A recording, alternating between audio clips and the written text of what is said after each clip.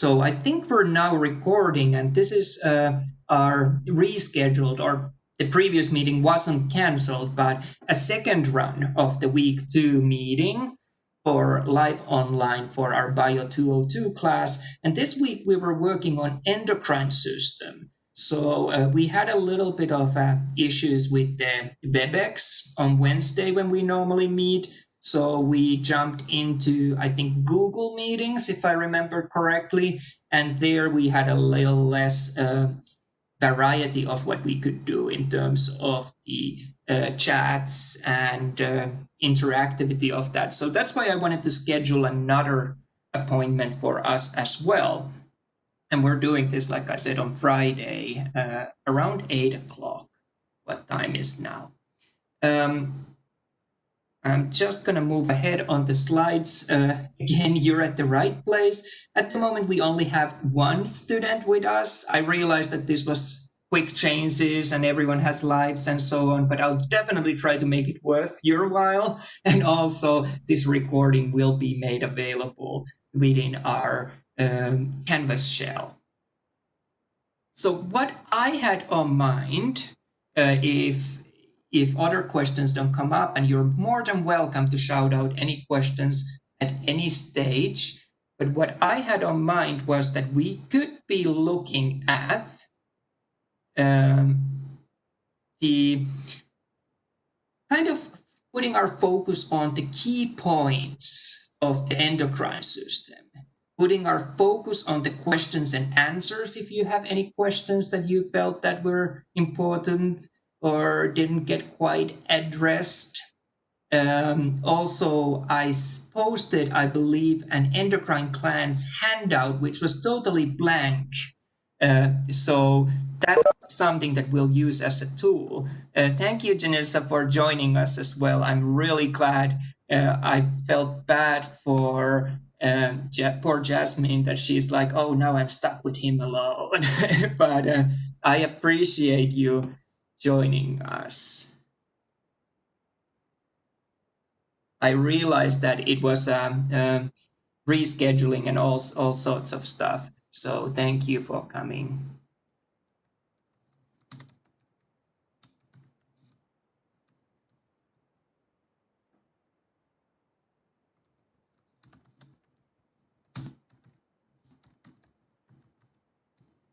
So what I was saying earlier on, we'll focus on the key points of the endocrine system, but I really do encourage you to ask questions. Let me know if there's anything else that's kind of on your mind, whether it's related to this chapter, whether it's related to other things, and we'll work from there.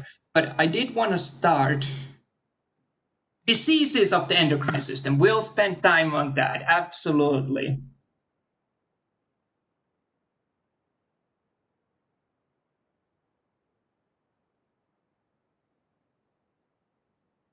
And I think that this is a good time for me. Thank you, Janessa. A good time for me also to remind you that what you will be doing on the Connect is the homeworks. The exams will be fully based on the material that I provide you and fully based on the material that we cover on these lecture slides that I provide to you. So there's no curveballs. I think they're a little lighter in content than what your Connect is. And that's designed because for the Connect, you have all the materials available that you can think of while you're working. So without further ado, I do want to say thank you. Thank you especially for 2 of you for being here.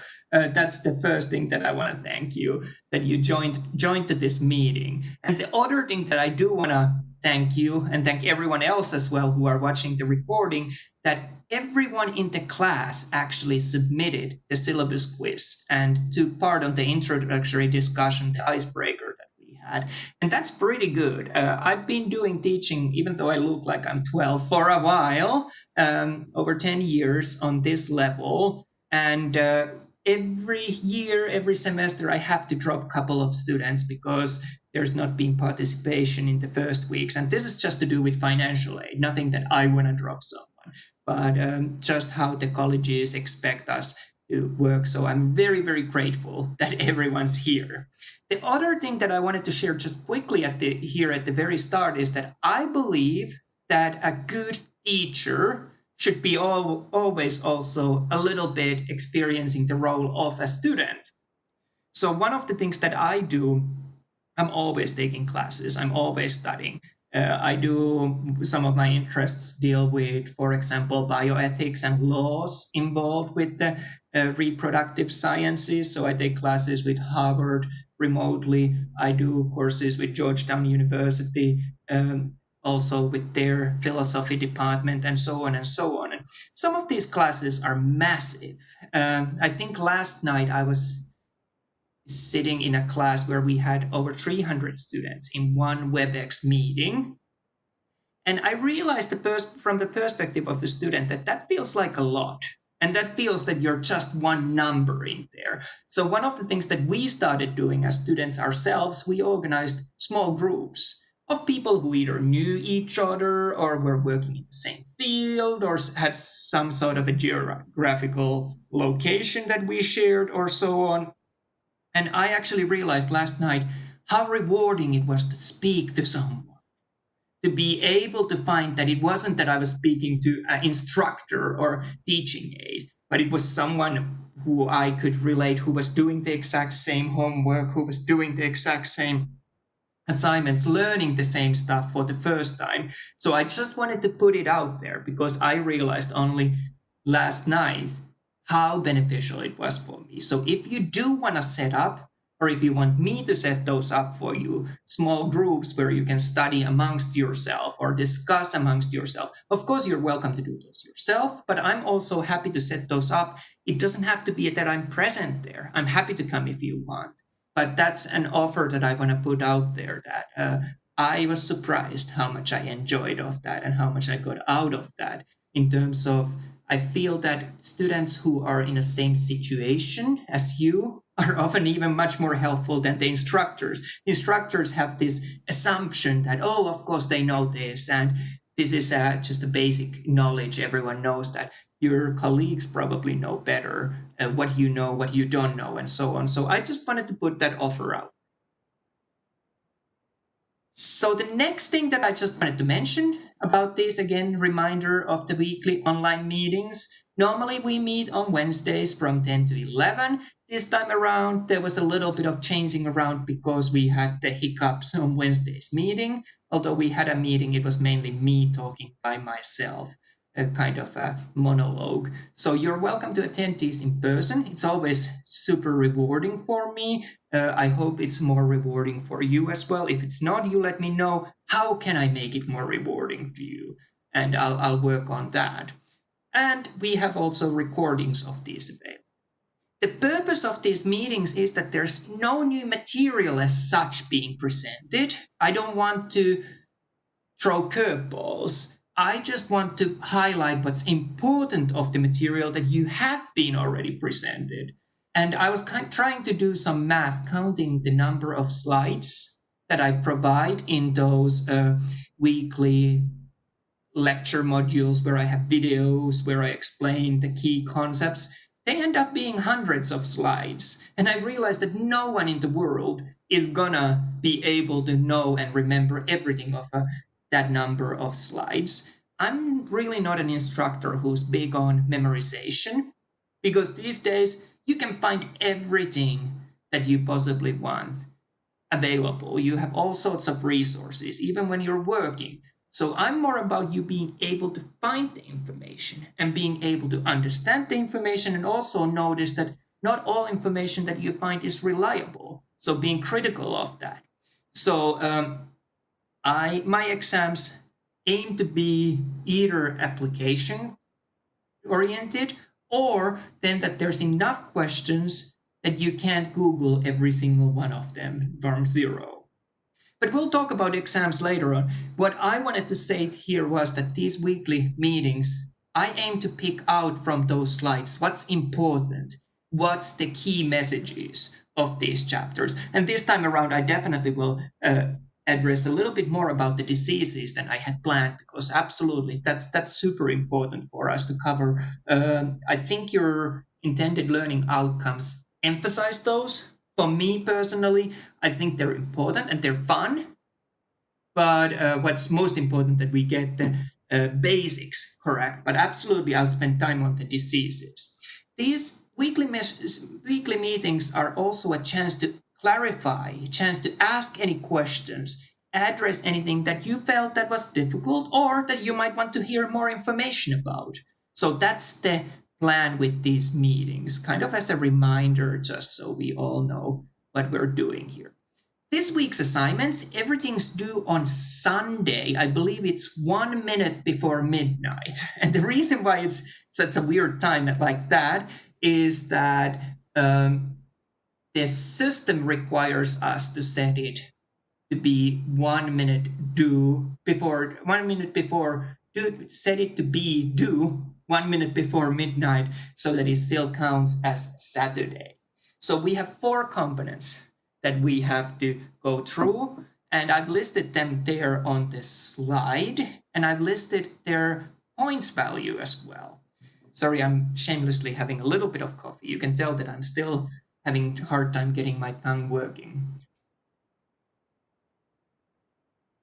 So all of these homework elements, these 4 assignments that are due for this week, can be found on the Connect. So on the resource provided by our publisher, McGraw-Hill Education. And we'll talk a little bit about and check that you're able to log into the Connect and everything else works in a second. But what I want to first highlight is that all of these assignments that you do there automatically link into Canvas, which is our learning management system. So when you do assignments there, they will count towards your final grade. Sometimes I need to do some magic at this end for the Canvas. Most often I don't, but if you don't see your grades appearing at Canvas, don't be freaked out. As long as you've done it on Connect, it is there. And we'll do grade checks every now and then to make sure that everyone knows where they are in terms of the grades and how you're progressing towards the goal that you set up, and so on and so on. So the 4 assignments that you'll be completing on the Connect, I don't know, did you guys have a chance to already try those? If yes, awesome. If not, I'll tell you a little bit what to expect, just if you're kind of wondering how heavy they are and how much time you should put aside. So I've used Connect quite a bit in other schools where I teach as well. However, every school has a different way of connecting these external third-party services to their learning management system, whether they're using Canvas or something else. So that's why I'm sometimes like, let me check that, because just every place has slightly different setup. But the LearnSmart is the first assignment that I'm asking you to do. And on LearnSmart, that's actually kind of a nice and neat assignment to do, because if you do all of it, you will get automatically 100%. So LearnSmart is designed to be what they call intelligent design activity. And on that one, you will basically keep getting asked the same questions until you get it correct. I also believe that on LearnSmart, you can indicate how confident you are about your answer, that, yeah, I know this totally. And if you say that, yeah, I know this totally, and then you get it wrong, the system is probably going to keep asking you that question again. If you say that you have no clue about the question, and then you get it wrong, the system is like, oh, fair enough, we'll just revisit that a little later. But the key thing is that if you miss a question, it will come up again, and you'll just click through those, and you will eventually get 100%. Once you tackle one question correctly, it gets removed from that loop of questions that get asked. What's really nice about LearnSmart that I like myself is that it's connected to an electronic version of your textbook. So if you're like me, that you have a million things that you carry, you work in a few different places, or you have busy lives, carrying a textbook, a paper textbook, can be a bit of a pain, especially since most of my textbooks are this thick. So I keep losing them or keep leaving them to the wrong place. So having that virtual e-textbook that's linked to the LearnSmart is a lifesaver for me. And on that virtual textbook, when you're working on the LearnSmart, you can actually on that question click that, hey, I'm not quite sure of this. Can you show me where in this textbook I would find an answer to this question? And I think it even shows it highlighted that this is the area where you will find an answer to this question. So use that resource. LearnSmart is not just about testing you, it's about learning while you're working. So that's the kind of idea, that make it an educational experience, make it something that's worthwhile for you. The second element that you'll be completing is quiz, and you'll notice that it's worth twice as many points as the other assignments that we have assigned for this week. So it is a traditional quiz, and it adds up in some of the points. The third assignment type that we have is a lab. So we're actually getting to the physiology side of things. And rather than covering every single endocrine system or concept in endocrine system, we are focusing on one. And we're going to be looking this week of thyroid and how thyroid physiology affects us and so on. So that lab is fully virtual, and you'll be working through that in Connect.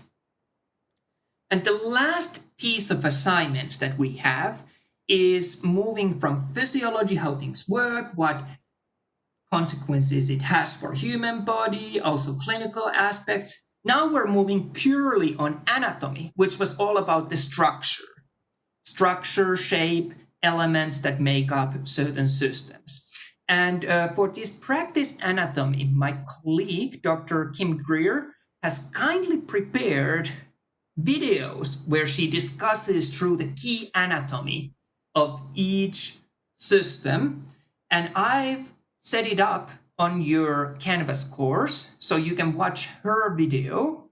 And I have nothing but greatest admiration towards Kim. She is a great colleague. She's an amazing instructor. So what I'm going to say next is what she said, not what I think, but what she said herself, that those videos about the anatomy can be sometimes a little dry, that she simply goes through that this structure is that, and that structure there is this. But that's unfortunately what anatomy is. So don't feel like you're missing a joke from there, or that there's something that's not being revealed to you. Anatomy is anatomy. Anatomy is largely memorization. For your class, what's important for me is that anatomy is also being able to find the answer when you need to find it. So the last assignment looks at really pure anatomy. So like I said, all of those due by the end of the week. I normally try to stick to the deadlines. And I'm going to be totally honest with you two and anyone who watches the recording. It's not just because it's important that we stick to the deadlines and this and that, but it's also because the way this college has set it up is a little different from where I've done it elsewhere. And I'm not 100% sure how to put extensions yet. But if you do need an extension, let me know and I will try to figure that out. And then we'll roll from there. I'm not trying to catch you out. I'm not trying to set you in a situation where life gets on the way and you can't succeed on this class. I'll see what I can do if you need extra time. Please try to ask for extra time if you need it ahead of the deadline. It always makes it easier as well. So those were the 4 components of the assignments that we're going to be doing this week. And I'm going to mention one more thing that relates to that, and I kind of already touched upon that, and that was the Connect access. So are you two able to connect to the Connect? That sounded weird. Are you able to access the Connect platform from McGraw-Hill? Excellent, Yasmin. I'm glad to hear that you're able to do that because, again, sometimes it's set up in one way. And thank you, Janissa. I'm glad to hear that you're able to access that as well. Sometimes it's set up one way in one school. Sometimes it's set up in a different way. And I will sit down if necessary. I'm saying this for the people watching recording, since you two have aced it. If you are having hard time with it, I will schedule a meeting with you and we'll sit online, look at the same screen, and work until we get it to run smoothly. I also know that few students were saying that they were looking at their finances, student financial aid, and things like that when they come true. So if you are not able to buy the Connect access immediately, there is a 2-week free trial of that then can be changed immediately to be your account when you buy the account. So you won't lose your work from those 2 weeks. And that's through the McGraw Hill education from their website. I have no idea how that works, other than because I've never used it as a student. I've helped as an instructor. Other than I remember that if you do not renew it, then it's going to be really hard to get an access later on. So they kind of like bully you into buying something. But if anyone watching the video needs additional resources, I have also perfect, really, really nice picture by picture by picture, screenshot by screenshot instructions how to set up the Connect. But I'm really, really grateful for you two, Jasmine and Janessa, that you're both able to access it. You're like my heroes. You probably know more than I do. Does anyone of you two have questions at this point about the assignments, homework, Connect technical aspects of this course? I assume quietness is always a good sign that you feel comfortable with those. Awesome. Thank you, Janessa. I really appreciate that you're, and Jasmine, that's great. You don't have questions. If something comes up, do shout out. Perfect. Do shout out even during while I'm talking. I don't want to be like, oh, you have to listen to me and then think 50 minutes later that what were you going to ask at that moment. So you can just turn on the mic. You can just type on the chat, or you can put your hand up. There's a button for that as well. I learned yesterday when I was a student. I don't have that as an instructor, but things like that. So just let me know. So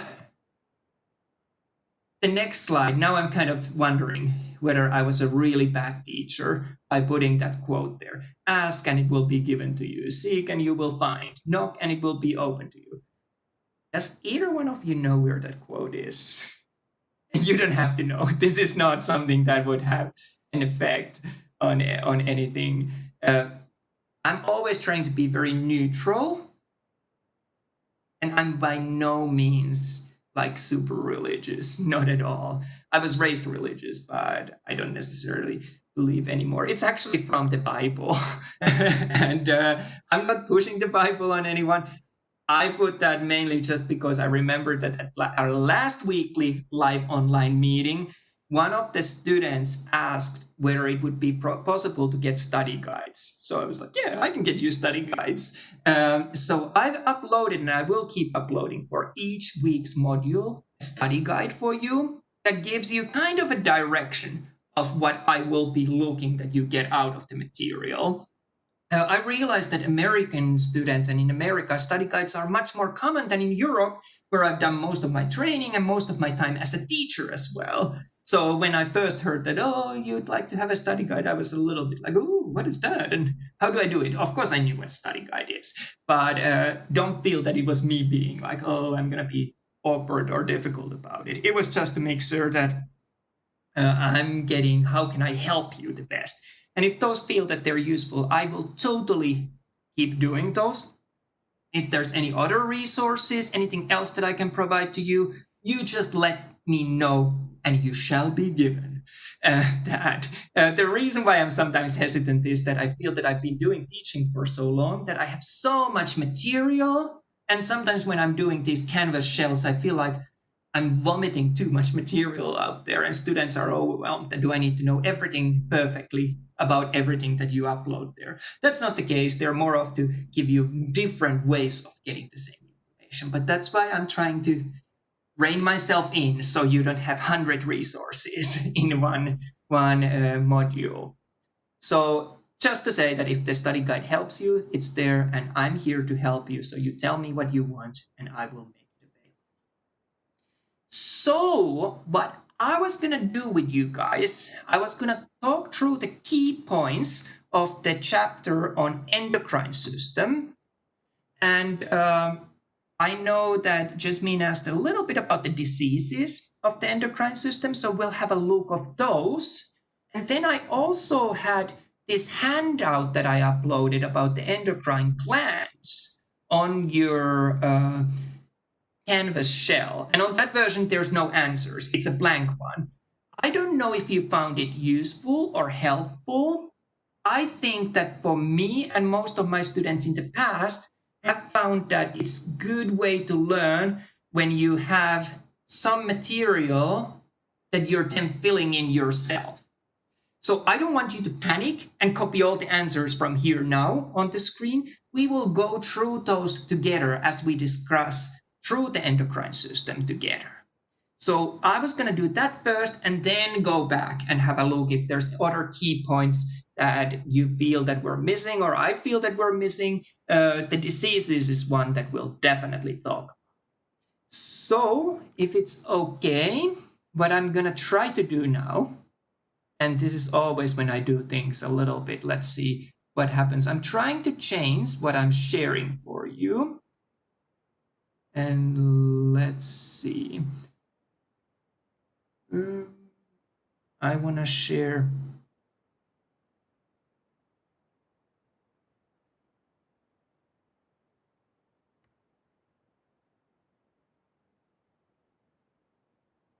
I'm trying to share with you now a PowerPoint view where I have the diagram without labels of a human body, and there you see different endocrine glands, lines are going into them. Are you able to see that screen? Because I'm not sure if I successfully changed the screens that I'm sharing. So it should be just a picture of a dude drawing with, oh, excellent, Jasmine. I'm so appreciated that you let me know. Like I said, different systems, so I'm sometimes wondering if I know what I'm doing. If I do this, are you still, let's do this, share, content. I'm just gonna share my entire screen. This is probably the easiest way to do it. So you should see what I have on my screen. And again, if you're not seeing something, you give me a shout out. But I'm gonna do this way because it's easier for me than to zoom into different parts. We're gonna review the glands of the endocrine system one by one. So don't feel that you have to rush to type something. We'll take our time. We'll go through them. And if you already have this, you're in a good place. You don't have to write. I'm not saying that that's the only way to learn. If you have had a chance to print out the handout that I posted, great. If you want to use electronic versions of that, great.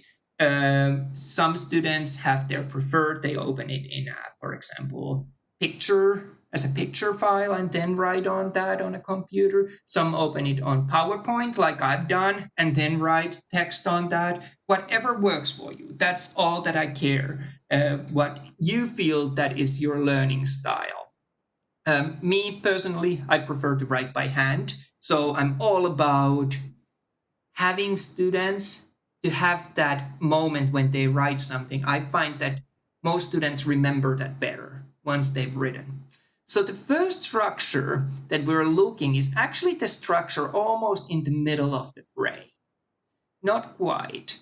And that structure, if you remember back from your BIO201, probably the very last chapters that you discussed on that, that structure was called hypothalamus. Hypothalamus, the word hypo tells us that it's below another structure, which is known as thalamus. So it's below thalamus gland. And hypothalamus gland is often described in many textbooks, many other uses where we discuss about endocrine system as the master gland of the endocrine system.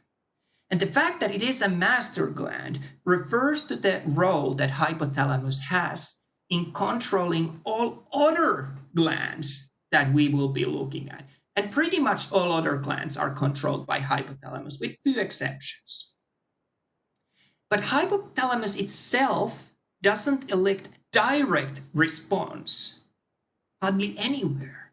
Hypothalamus needs to act through another gland or through another process to actually result in changes in the human. So it has a function of controlling other glands, but itself is not as effective. And you'll notice I put on the side here that hypothalamus, and if you looked at some of my videos that I showed to you, hypothalamus is connected to a structure below it through another structure called infundibulum. Infundibulum refers that there's a connection, kind of a bridge-like structure from one organ to another. So hypothalamus connects directly to a gland known as pituitary gland. And often when you look at diagrams, when you look at models, you'll notice that pituitary gland looks like two sacs hanging underneath the hypothalamus.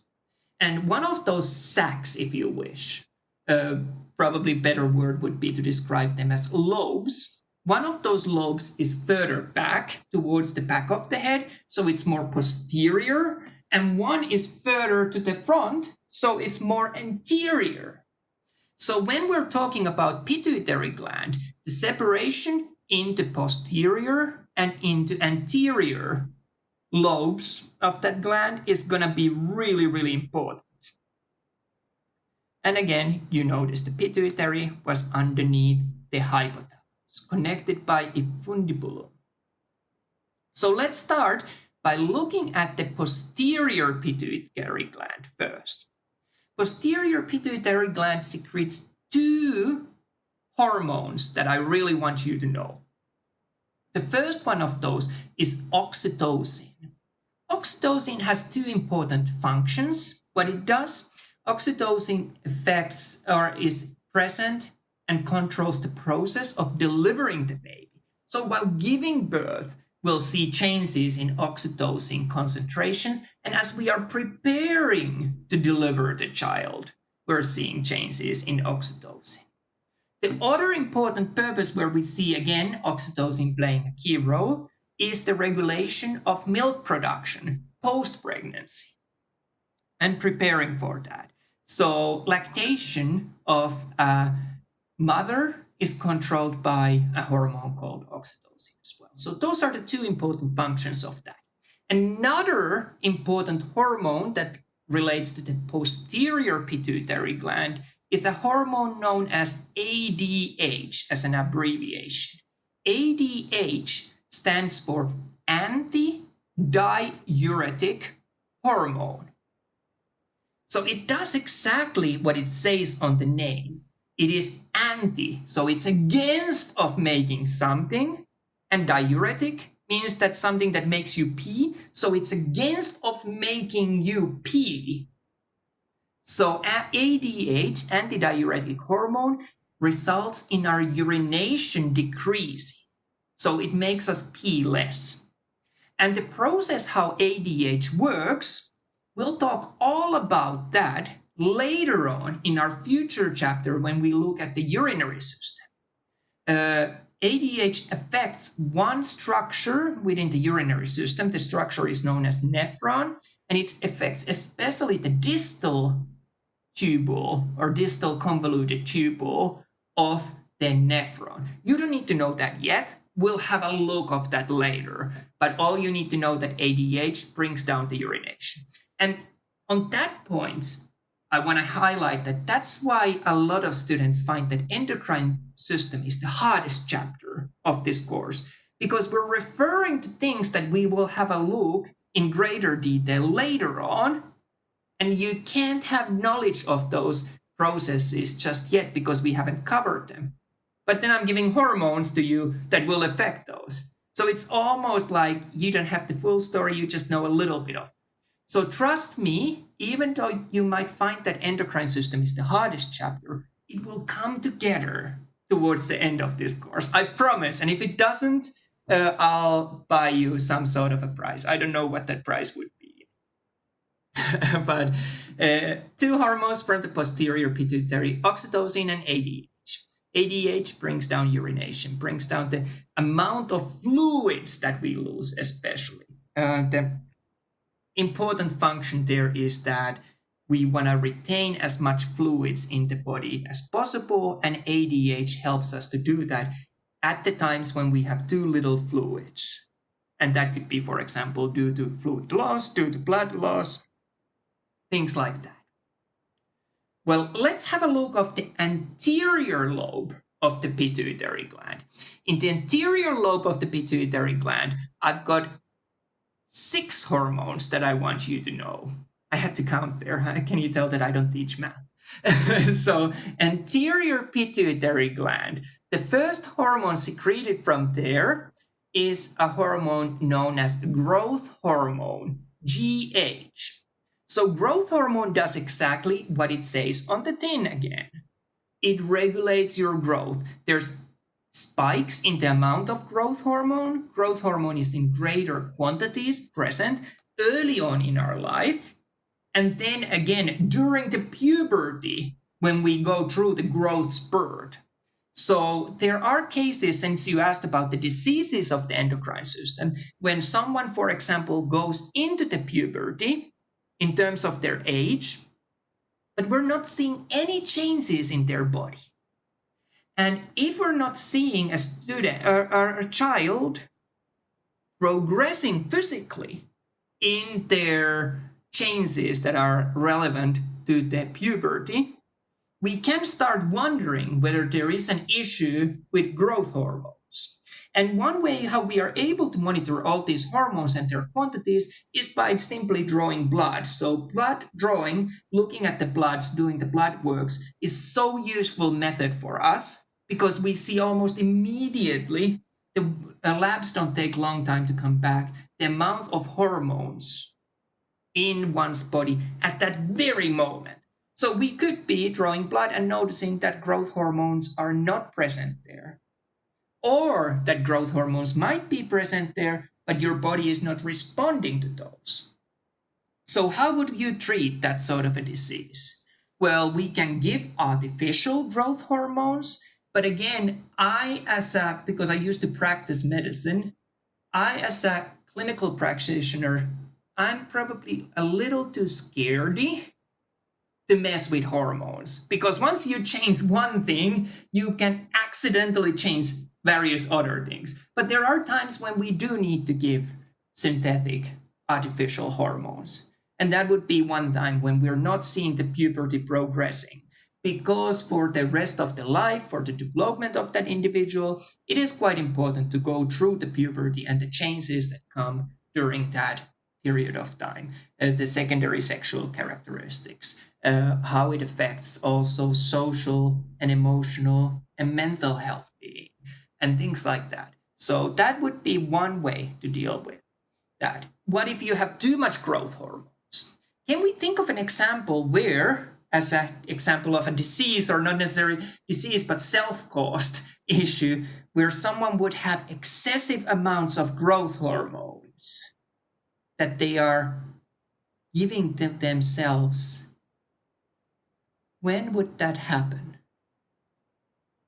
If you have heard about, for example, bodybuilders, professional athletes who want to grow, who want to bulk up, who want to have those rapid changes in their muscle mass, some people do take steroids, some people do take growth hormones to be able to grow bigger, to be able to have that physical development that gives them an advantage in a competition, sports competition. Is that a smart idea? If your body doesn't produce it and you're not meant to have that, I usually say that, oh, I wouldn't mess with that. It might have short-term benefits, but what we find with steroids, what we find with taking growth hormones in an athletic field, because I used to work in sports medicine and sports sciences, is that long-term, it does have effects.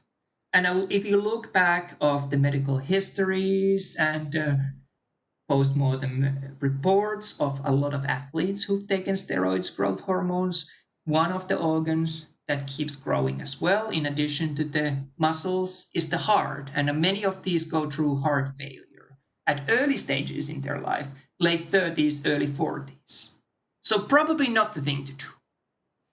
Okay, I got slightly off track there, but at least I touched up on the diseases. The second hormone that I want to tell you about, the anterior pituitary gland, is abbreviated as TSH. That stands for thyroid stimulating hormone. And again, it does what it says in the name. Stimulates thyroid. It's a hormone that stimulates thyroid. So we'll talk about thyroid gland in a few moments' time. So I'm just going to leave it there. But you'll notice that thyroid gland is controlled first by hypothalamus, that then controls anterior pituitary gland, that then controls the thyroid gland. So it's a multi-stepped route to get there. Thyroid by itself doesn't receive direct message or direct stimulation.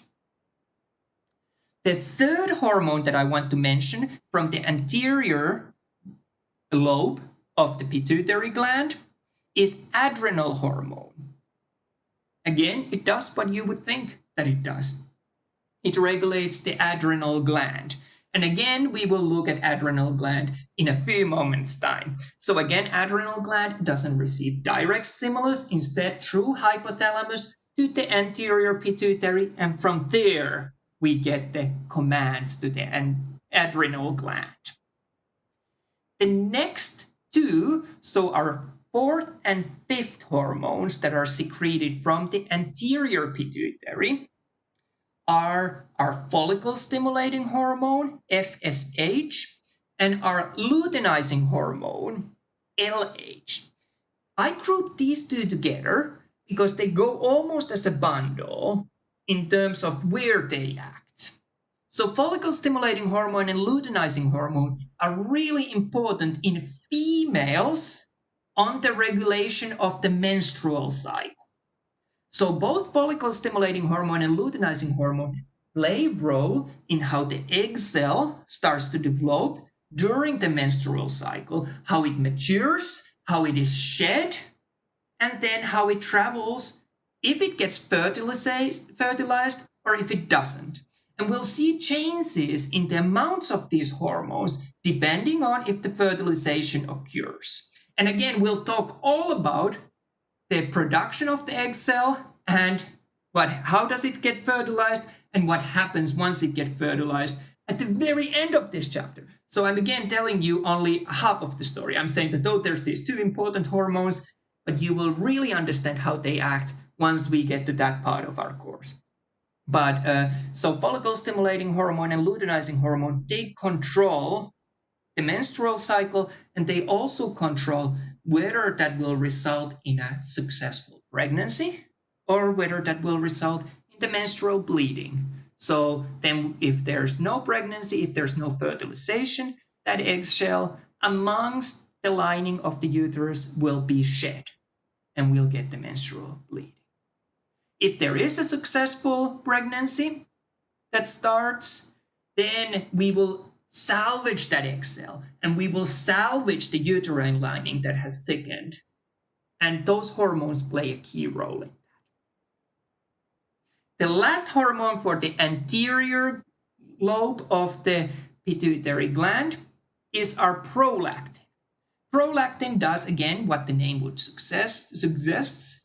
It's pro in favor of something, in favor of lactation. So prolactin promotes production of the milk in a mother that's breastfeeding. And that has actually a fairly direct action. So if there's stimulation on the nipple, that causes hypothalamus to release hormones to control anterior pituitary gland, which then releases the prolactin, which affects the secretion of the milk from the breast. And again, we can have a look of that in a little bit greater detail once we get to talk about the breastfeeding later on our course. So those are the two most important glands of the endocrine system. And I'm not ignoring you. I'm also checking on the time. I don't want to keep you too much longer, but if okay, we'll continue a little bit longer since we started a little late. Hypothalamus and pituitary gland are so important glands of the endocrine system that we end up finding that often, since they are the control mechanism, they are described as the main control mechanism and discussed together as a hypothalamic pituitary axis. And I think I provided you a video on your study materials about that as well. And that video is not really aimed for this class. It's aimed actually for a little bit probably for more advanced class. I would say university year 3, year 4 or so.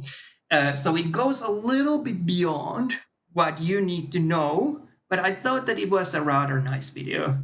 Not just because I made it, but because it summarized quite nicely the importance and highlighted quite nicely the importance of hypothalamus and pituitary. So you can check that in your Canvas shell as well.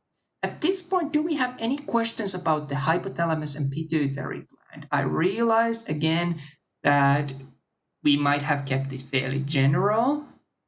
And in terms of the diseases of the endocrine system, for example, if we have issues with getting pregnant, we might be looking at, do we have the follicle stimulating hormone? Do we have luteinizing hormone in right quantities at the right times of the menstrual cycle? And it might be that if that's not happening, we might need to assist the body by giving synthetic follicle stimulating hormone or luteinizing hormone. So that would kind of relate to that disease side of things. I'm not hearing or seeing anyone being like, oh, I can't hear, I can't see what's going on. But if something comes up, do shout out. I'm not ignoring you if I'm not responding. I'm just not noticing it. So I think we're going to cover the third and last gland within the brain that I think is super important. And that gland is located a little bit more posteriorly, still fairly centrally within the brain. And I don't know if you had a chance of having a look of a real brain in your BIO201 at the end of that class. Most of my students, whether we are face-to-face or whether we're in an online setting, I make sure that they have an opportunity actually to hold a real brain. I usually have had a real human brain as well, but now due to certain regulations, what we can do where we can keep human remains, that's not really happening anymore. But I always have animal brain. Most of my students also dissect at least a sheep brain, if not other animals as well. Did you guys get a chance to do dissecting the sheep brain as part of your Bio 201? Yes, awesome. So, thank you, Janessa. Oh, Jasmine didn't get a chance. Well, I'll post with this video, I'll post a link where I do a virtual dissection, or I actually do the real dissection of the sheep brain with students, and I have filmed that for an online class. So I'll share that with this.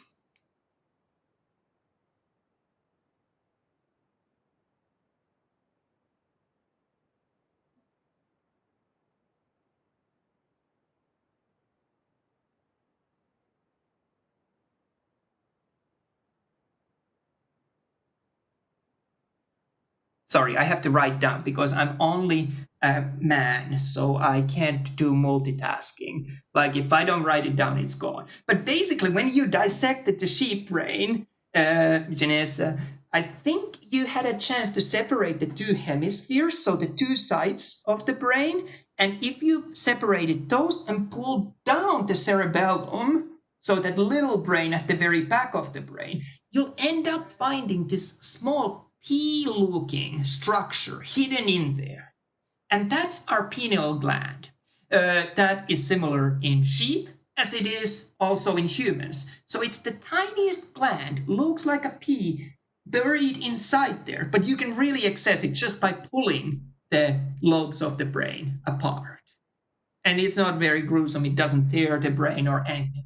But that gland is so important that I always make my students to look at.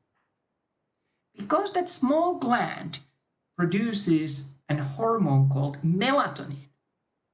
And many students are at this point that, yeah, melatonin sounds familiar. So if you are having issues with sleep, for example, falling asleep, or waking up, so again, thinking of the diseases, if you're having hard time with either one of those, it might be that it is because of the amount of melatonin in your body. Where you have too much melatonin, which would cause you issues, or if you have too little of it, it would cause you issues. It controls your sleep-wake cycle. And sometimes it doesn't have to be that you have a medical issue. It might be that we bring in the medicine to help you with your life. So I'm from Europe for past 4 years or so before I properly settled to America. I was flying to America from Europe and then back from America to Europe every 2 weeks. So I was constantly on an airplane. And there's about 12-hour time difference between Glasgow, Scotland, where I was living, and then depending on where in America you end up. So trying to maintain sleep pattern was really difficult. So a lot of people who travel transatlantic or travel from one time zone to another take actually supplementary melatonin, whether it's over the counter or whether it's doctor prescribed stronger stuff. To be able to adjust their sleeping patterns. I'm going to tell you one story if you have time. Does someone need to run away? If you do need to run away, the recording will be available. I'll tell you one interesting fact, but this is not going to be in the exam.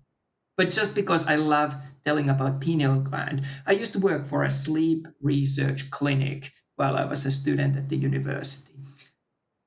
Have you ever looked at your toothpaste tube when you brush your teeth?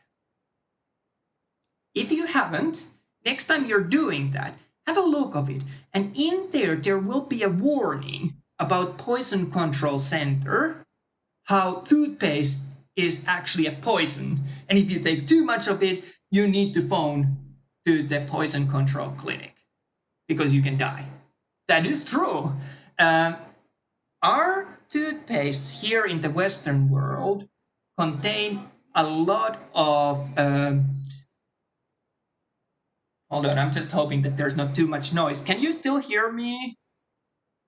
I hope so. If you can't hear me, you let me know. There's a little bit of cleaning happening outside. Oh, I'm glad that you can hear me. So our toothpaste contain fluoride to strengthen the teeth.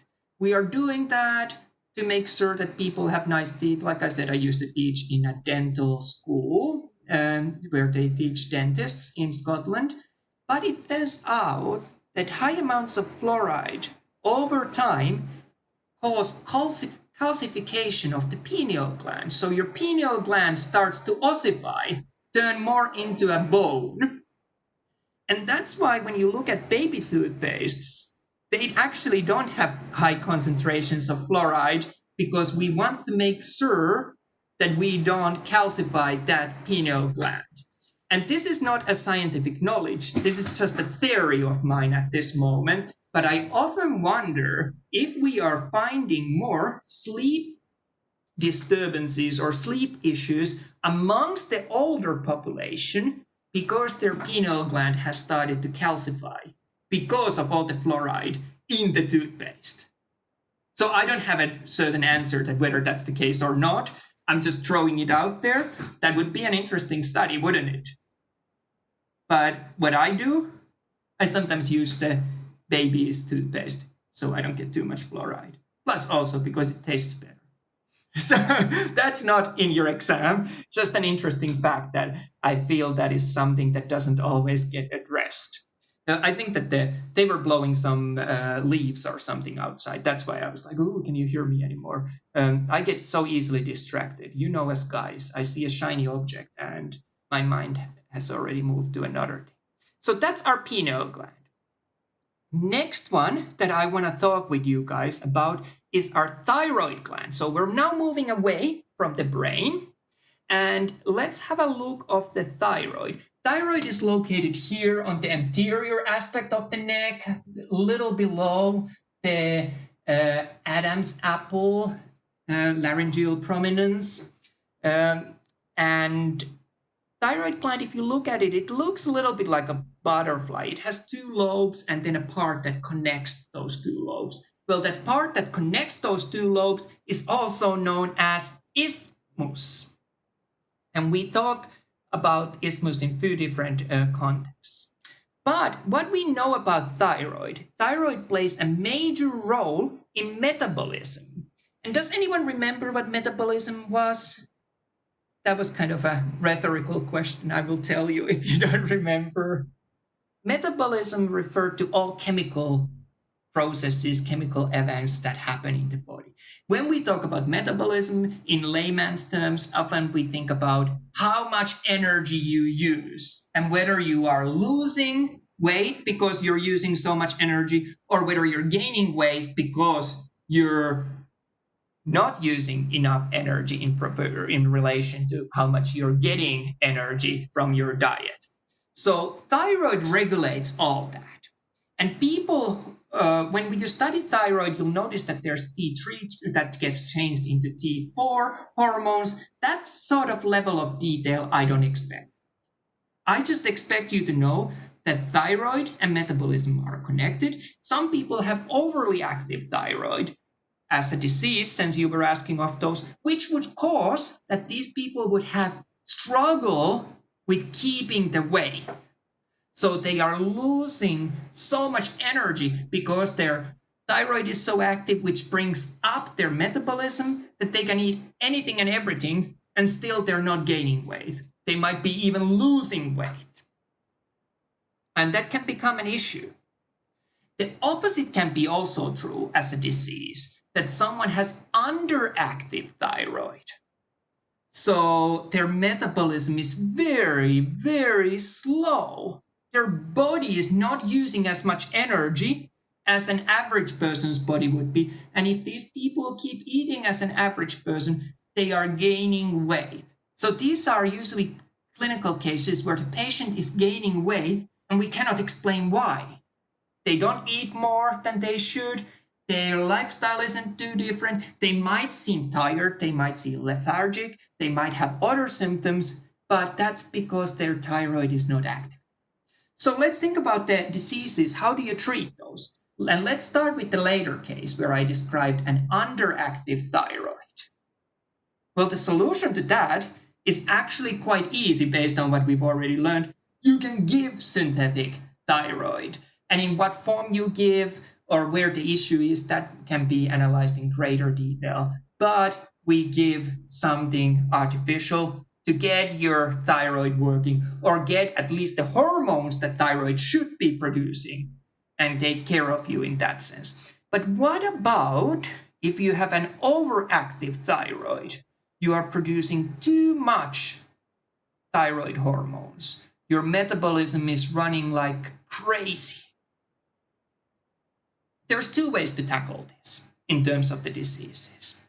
We can either try to chemically, so through medicines, pharmaceuticals, alter that we kind of bring down, deactivate the amount of active thyroid hormones in your body. The other way is whether we do it chemically or whether we do it physically, for example, through radiation. We can try to destroy some of the thyroid so that there's less thyroid hormones present, so that the metabolism isn't so fast. So again, when we talk about thyroid and diseases and treatment of thyroid diseases, I always say that it's one field where I would not want to work because getting that right is so difficult. You change one thing a little and everything else changes. So in most patients, we end up finding that finding the thyroid medication, finding the right doses is a long process, and we go back and forth trying to get it right. And then when we get it right, it doesn't always stay in there. It keeps changing throughout their lifetime. So it's almost like a constant race of just trying to get it right, trying to adjust it. So that's why I'm not practicing in that field. Okay, there's another structure within the thyroid that I want to discuss about, and these are known as parathyroid glands. There's a bunch of little, kind of a yellowish colored dots within the thyroid gland, and these are parathyroid glands. They do a lot of things, but the most important thing that parathyroid does, it regulates the calcium concentrations, it regulates the activity of calcium in the body. And while you have been covering A and P on BIO201, and while we keep covering A and B in BIO202, we'll notice that calcium is everywhere in all of these physiological reactions. It's just one thing that always comes up. And if I was a student, because I never was the best student, but then I learned the thing, and which is the kind of teacher I think you want, who had to struggle a little bit. If I don't know what is the element that's involved in the human body for a question, I would always guess calcium. It's more than likely that it's somehow involved in what we discuss. So parathyroid's main function is to do with the calcium regulation. It does a lot of other things. For example, control the kidneys, control the urine production. It controls also intestines, digestive processes. With the calcium, it's hardly a surprise for us that it plays role also in the skeletal system, the strength of the bones. So there might be issues if we have someone with weak bone structure, brittle bones. So diseases going to that side of the things, we might want to check for the amounts of parathyroid hormone in the blood. And also another function that goes with the parathyroid hormone is the vitamin D activation. So if we are getting a patient who is showing low amounts of active vitamin D, we can go immediately and start to look, is there something odd in the parathyroid hormones amounts in the blood? So again, that's why I'm so in and passionate about talking about doing the simple blood drawing and what information we can get out of there. I read one study recently that said about 75% of general doctors, general practitioners, medical decisions base on the blood work that they do on the patients. That's a huge amount. So really, blood works are really, really important. I don't know if that percentage is totally accurate, but it's roughly within that range. A lot of the medical decisions are done based on the blood. So we've now covered those two for the thyroid gland, and I want to jump and continue now all the way down here to adrenal glands. Adrenal glands are these kind of a triangle or a pyramid-shaped structures at the very top of the kidneys, on both kidneys. And you remember, kidneys are not at the same level. The right kidney is a little lower than the left kidney, and that's because of the location of the liver. Liver takes a little bit more of the abdominal cavity on the right-hand side and causes the right kidney to be a little lower because of that. So the pyramid-shaped structures at the top of the kidneys were known as our adrenal glands. And let's have a look what we can find about adrenal glands. Adrenal glands are divided both anatomically and physiologically into two parts. So we will see both differences in structure, but also differences in how they work and how what they produce work in two parts of the adrenal glands. So the cortex of the adrenal gland, this refers to the outermost part. Remember the cortex of the brain. There's three important hormones that I want to talk about regarding to that. Mineralocorticoids, which play a role in regulating the electrolyte amounts. And you remember, if your electrolytes are off, you can get all sorts of issues, all the way from propagation of action potentials, so issues with nervous system, to issues with cramps, issues with joints, issues with muscle function. Electrolytes are everywhere. So mineralocorticoids from the cortex of the adrenal gland are very important for that, but they do act kind of pretty much throughout the entire body. Secreted from the adrenal gland's cortex. The second one that I want to mention here is our aldosterone. Aldosterone, again, this is something that we have to study another chapter to really appreciate the role of the aldosterone. But aldosterone secreted from the cortex of the adrenal glands play a role in the kidney function, play a role in ATPase, so the energy production on the cellular metabolism level, so production of the ATP is regulated by the aldosterone. Also, since we're talking about kidneys, that aldosterone affects kidneys, we remember kidneys and blood pressure go hand in hand. So aldosterone plays major role in regulation of blood pressure, regulation of plasma, amount and concentration, and regulation of urination. How much pee are we producing? How much fluids are we taking out? Or how much fluids are we retaining in the human body? So aldosterone is going to be really important on that, and we'll talk about that when we look at the urinary system. And the third one for the adrenal glands cortex is our glucocorticoids. So glucocorticoids play a major role in stress responses. Gluco gives you already a clue in glucose regulation, and in general in metabolism, regulating metabolism. So those are the three important hormones for the cortex of the adrenal gland. Let's have a look of the medulla of the adrenal gland. Medulla is the more middle part. Again, both anatomically and physiologically separate from the cortex. So there's two hormones there that I want to mention, and these are words that I'm sure you've heard before, epinephrine and norepinephrine. So epinephrine and norepinephrine are hormones that are related to our fight or flight responses. So you remember that branch of the sympathetic nervous system where we have two chances. We either run away from the danger or we fight the danger. So there's certain physiological changes that happen when that system is activated. Our heart rate goes up. Our digestive system slows down, our urination slows down, our breathing rate goes up, stronger. We're directing blood to the muscles so we can actually react. Pupils dilate, all sorts of changes. And these were controlled by epinephrine and norepinephrine, our stress hormones. You'll notice those familiar from, I think, the end of last course that you did, BIO201.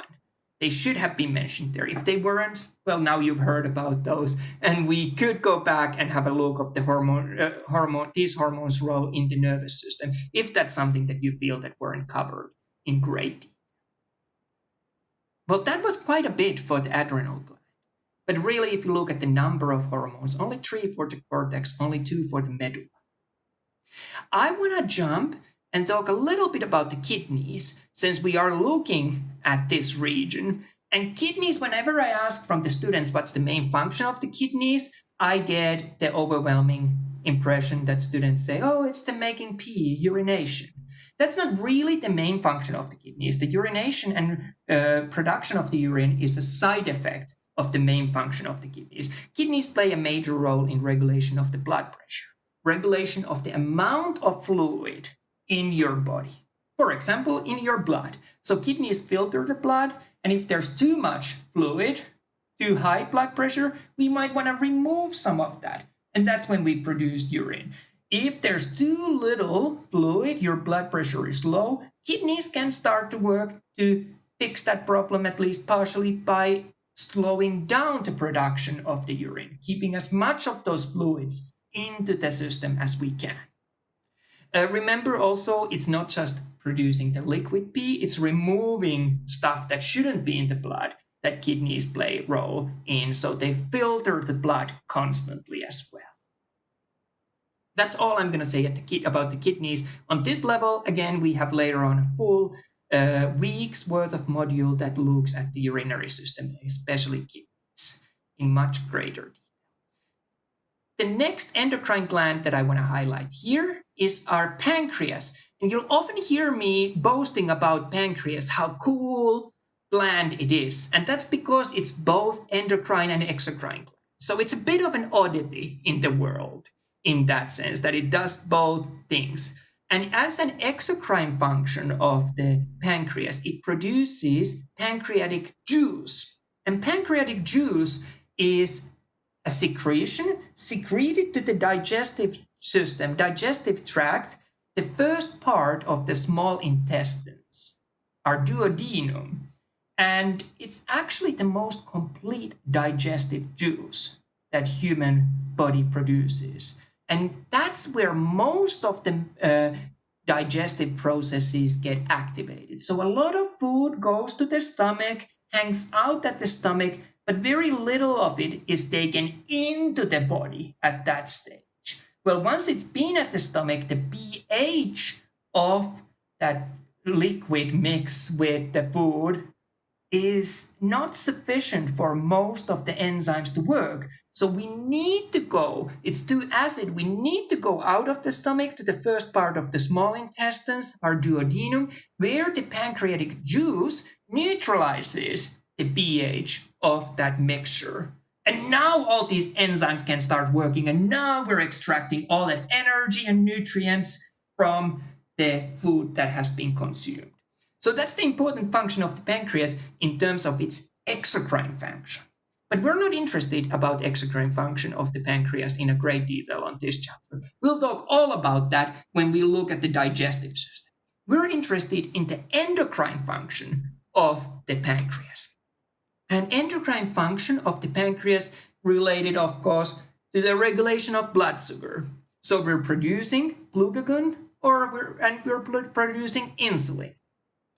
And there were, if we think of the diseases, there were two clinically important cases for us, whether we have diabetes type 1 or type 2. And the difference between the two is that whether we are producing or whether our body is producing but not responding to these hormones. And what we noticed that diabetes 1 is one that you're kind of born with. It's something that you just have or don't have. Diabetes 2, it's much more late onset, later in your life, and much more caused by the lifestyle factors as well. So it can be managed fairly well also with lifestyle changes. So that's our pancreas. And give me a second, I'll just plug in my computer.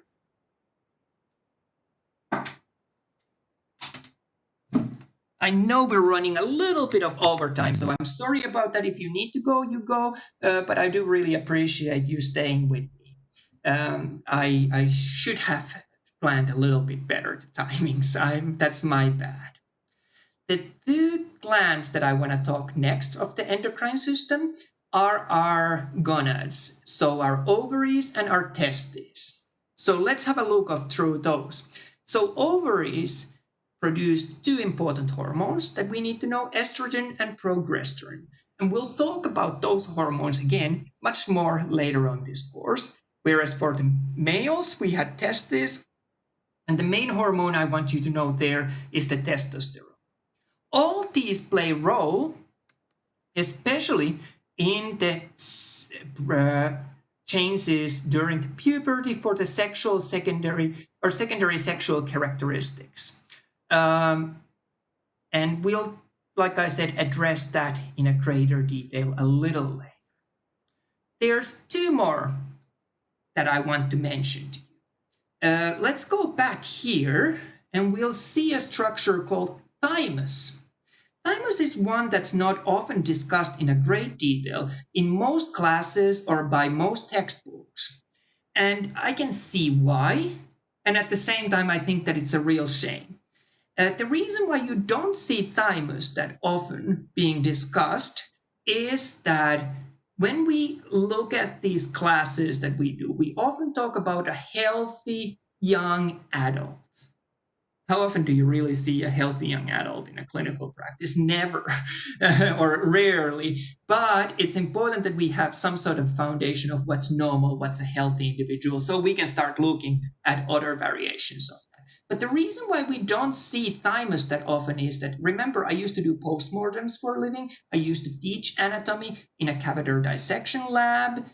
When we start dissecting an adult or a young adult, it's really hard to find a thymus in them. So remember, thymus is going to be inferior to the thyroid, but it is there. And the reason why it is so hard to find is the thymus actually starts to shrink over your lifetime. Thymus is largest in relation to your body size once you're born, but then over the years it shrinks, gets replaced by connective tissue and adipose tissue, but it is still there, it still functions. It's just because we need thymus to work the hardest during the younger years, so we get everything that we need to get from there to the game, and then we just keep updating. So thymus plays an important role in the immune system, and it produces T cells of the immune system. And we'll talk about immune system a little later, which kind of ties in nicely with what we're seeing going on with the COVID and everything. People are now much more interested in the immune system than they've ever been. But thymus produces T cells. And the name of the T cells as T cells gets the name actually from the site where they are produced. These type of immune cells are produced at the thymus, so let's call them T cells. And we'll have a look of the functions of the T cells in much greater detail once we talk about the immune system. So I'll leave it to that. And often this is about it that most textbooks speak about the endocrine glands. And I get it, because the next one really is not a gland, although it kind of is. But next one is often ignored. And I do want to highlight leptin. Leptin is a hormone that's secreted by fat cells, adipose tissues. And leptin regulates one's appetite. So if you have overly high appetite, you keep eating and eating, you might have issues with the production of the leptin or receptors for the leptin. And I think I included a couple of pictures of that at the very end of one of your videos that I offered for you. I was lucky enough to be involved in quite a few experiments on research where we used lab rats. And we either had, we had control rats that were just healthy and normal. And then we had rats from who we had removed receptors for their leptin. So if these rats didn't either produce leptin or they were not receptive to leptin, what turned out that they just kept eating and eating and eating until they even burst, until they physically could not handle that amount of food. If leptin was given, then these rats that were sick earlier on got better. So again, since you were asking about the diseases of the endocrine system, in certain cases of extreme obesity, especially childhood obesity, before we have hit the puberty, that might be an explanation that there is an issue with the hormone leptin, and we might need to look at that. And again, we would find out about that so easily and so quickly when looking at the blood works. So that's why blood works is one of my favorite things to do in a clinical practice. Very useful, very informational, very easily, very quick. I think that now we have covered all of these endocrine glands that I wanted to talk about. Is there anything that I skipped, or anything that you feel is kind of weird or uncertain, that you're not quite clear what I talked about? Nothing comes to my mind, but that's not a guarantee that there wouldn't. I forget things all the time. Let's move back to PowerPoint. And, I'm so bad with this, changing the screens. I think we are now at the right PowerPoint thing. So we should see the initial, let's do it this way. Sorry, I'm jumping back and forth to get to the right presentation. We should see the handout that I prepared to show to you about this session where we were supposed to review the major content of the chapter 17 on the endocrine system. So I think that this endocrine glands handout summarizes everything that we need to talk quite nicely. Of course, there's a little bit of theoretical material that was included in your first part of the chapter and first part of the presentations. But after that, what's really the biggest takeaway message for me, what's really what I will be asking in the exam mainly, is focusing on these. And again, remember, in my exams, you can use all the notes you wish. You can use all the resources you wish. What I'm finding that the students that do the best are the ones who come to the exams all prepared. So I would encourage you to have these handouts prepared, have it saved somewhere on a file folder or a binder or on a notebook, however you wish, where you can easily access it in an exam. If you don't happen to be able to recall something, a concept that I asked, at least you know where to go and look for it. So I'm looking for a general level knowledge, but I'm looking that you're able to find that information, that at that point you're not like, oh, I have no idea what he's talking. So I hope that that makes sense.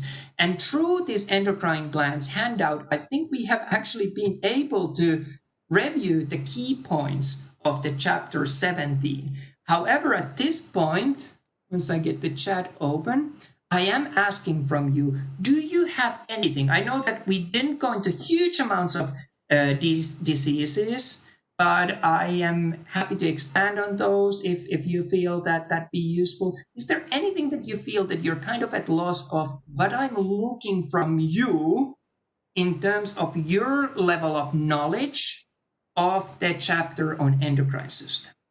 It's really on this level. There's no curveballs. Do you have any questions? Do you have any topics that you'd like to get extended on? I have some good, I'm thinking of these diseases, good handouts, good materials. I'll dig in and find some extra material that's not in an exam, but that gives you a little bit of idea of the disease side of the endocrine system. Do you have any questions? Ooh, I don't know what I'm doing here with the PowerPoint. I'm not seeing, oh, when is our first exam? No, that's not a bad question. That is a very good question. And let me find you an answer, because I'm going to have to look it up as well. I'm so glad you asked that, because I was actually thinking that myself, and I just didn't dare to tell you that I don't have an idea. Let's see, I got kicked out of the Canvas, but I should be able to log in. Our first exam. So for our exams, whenever we have an exam, that's a whole week for that exam. You don't have a new chapter to cover on that week. It's really just a whole week of that. And our first exam is gonna be on the week. I went past.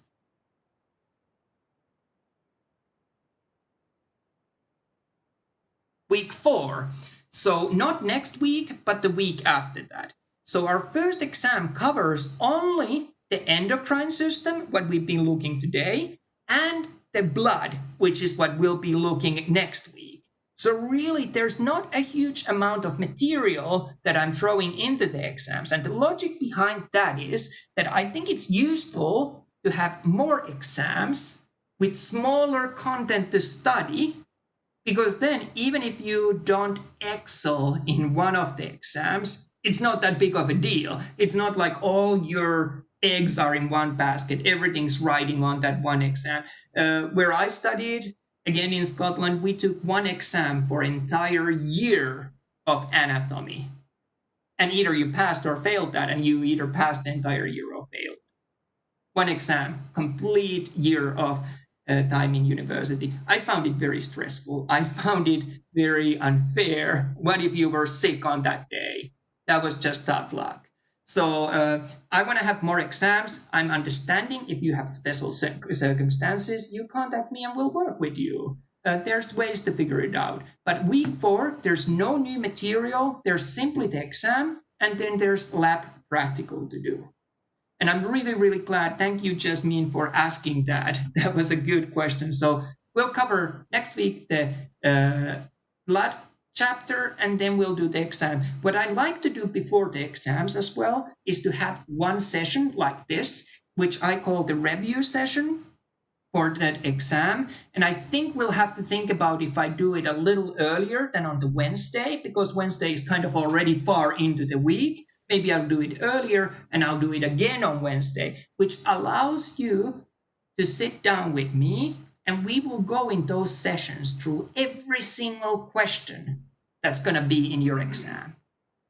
I'm not going to say that this question is in your exam and this is the right answer to that. No. I'm going to cover way more material, and within that material is buried every single question that's in your exam. So many students find that that's the time when they want to take notes. You basically, what you want to do is follow. If you know exactly what I'm talking, you're good. If something new comes up, then you write it down. That's something that you need to study to an exam. So that's what we've got coming up. And please, please, please don't stress about the exams. Students don't often think of it this way. Exams are more stressful for teachers than they are for them. Because if you don't do well in an exam, it means to me that I failed you as a teacher. I can lose my job, but you will not be kicked out of the school. So think it that way, that I want you to do well on exams. But I don't want to cheat on the exams, but I want to give you every tool that you can have to do well on the exams. So that's my job. That's what they pay for me. That's why I'm here. So that's for the week 4. So we still have time. Think of only 2 chapters. And you get to have your notes. You get to have your textbook. That's a pretty sweet deal. So don't stress. I'd rather do low stress semesters. You will still learn your stuff even if I don't torture you. So that's the week 4 and exam 1. Any other questions? That was a really good question, like I said. I'm very appreciative that you brought that up. Well, while we're waiting for more questions, I just want to remind you, you do have tutoring services available. That's the Cranium Cafe. This is actually the first semester that we are trying this Cranium Cafe. That's a kind of a software or setup where in the past you had tutors in the campus and you could go and ask help from them. Now we're just doing it in a virtual setting. And Cranium Cafe, the idea of that is that you have the link there. I've also posted it on the Canvas. I'll keep advertising it. Is that you don't need to have an appointment. You simply go to the website. They're a little bit like a baseball cards. Pick cards about each tutor that tells about them, what's their specialty field, maybe what they like as hobbies. Do they like cats or not? If they don't like cats, I totally wouldn't speak to them. No, that's just me. But you learn a little bit about each tutor, and then when you feel that you found a tutor that could be a good help for you, that could be a good match, you click on that tutor if they're online. If they're online and they're not seeing someone else, you immediately get moved into a cafe meeting with them. And that's where you can kind of do the tutoring session with them. If they're busy, you get placed into a lobby where you wait until they become free. But really, that's one resource that we have to help you. Do remember, though, that I'm here as well. My job is to help you, and you're paying in your student fees already for all the tutoring services. So why not to make use of those? Whether it's me, whether it's the Cranium Cafe tutors, we're so happy to help you. I used to work for a private school where we offered, private medical imaging school, where we offered also tutoring, but students had to pay for tutoring extra by half an hour that they spend. Every half an hour costed more for students to spend with a tutor. That becomes quickly quite expensive. So make use, since you are getting it as part of the fees that you've already paid, make use of that service. Get everything you can get that hasn't been nailed to the ground. That's how I operate.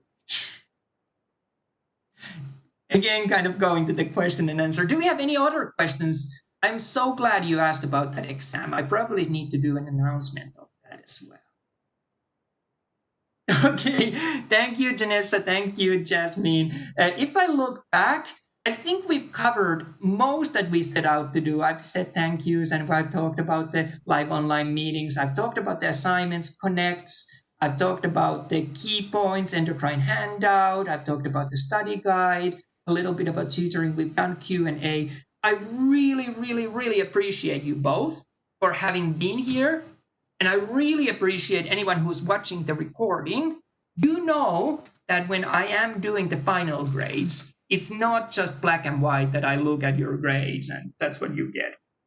I also look at all these factors, that who's been attending, who's been asking questions, who's been actively participating, or even if you're not super talkative, who's been present.